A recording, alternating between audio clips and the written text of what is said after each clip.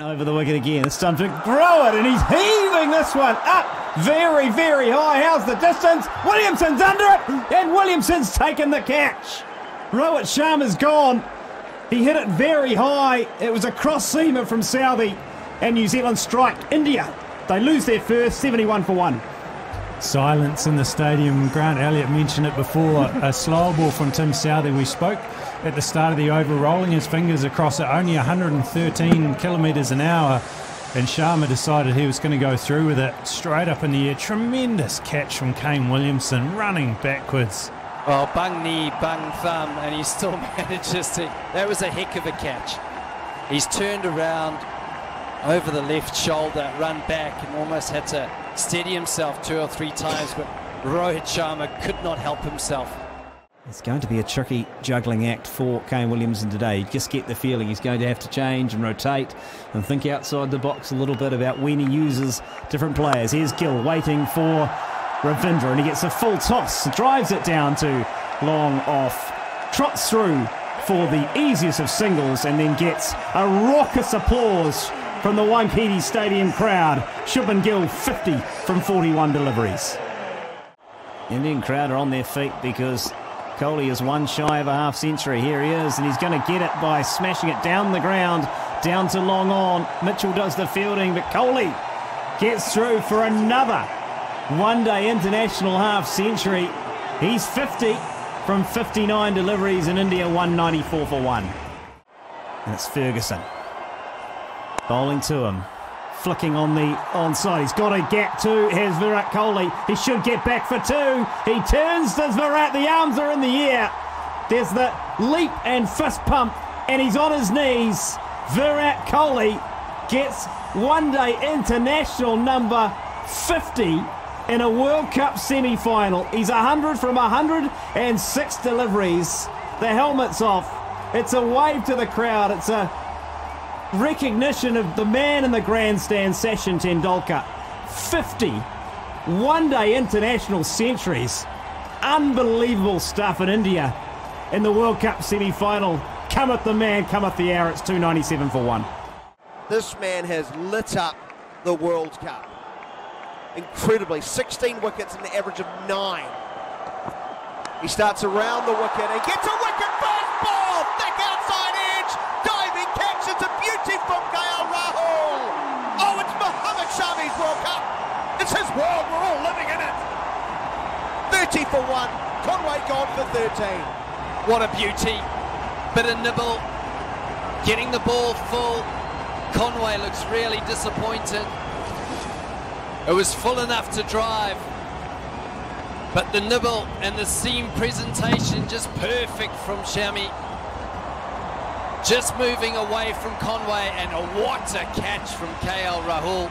Full stretch dive to his left. And India, well, they get there first, and it's a big one. Devon Conway. So it really is a battle of 2 different styles. Shami into Ravindra. He's beaten, and up they go! Up they go, and up they go, because they've got him out.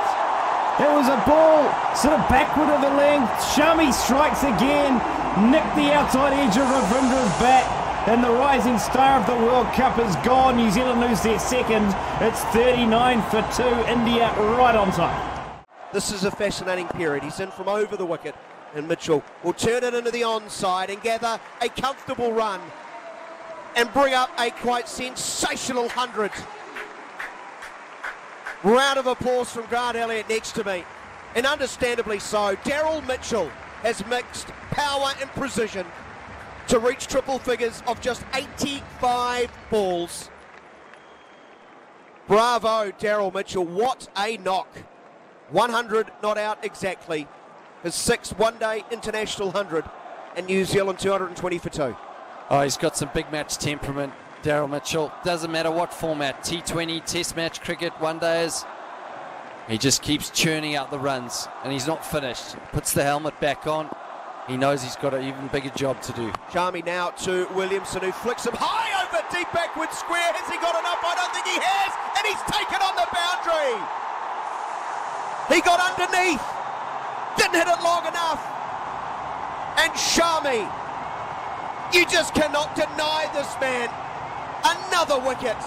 And Williamson goes, trying to be aggressive. He got underneath it, but it was the inside half of the bat. It was an off-cutter from Shami, who I'm sure is relieved. Shami. Big shot, LBW, that looks out, it is! Latham goes! Played right across the line and kicked low. Surely he won't review. It looks dead. Yeah, that looked under the knee roll. Daniel came around the wicket, rocketed it in.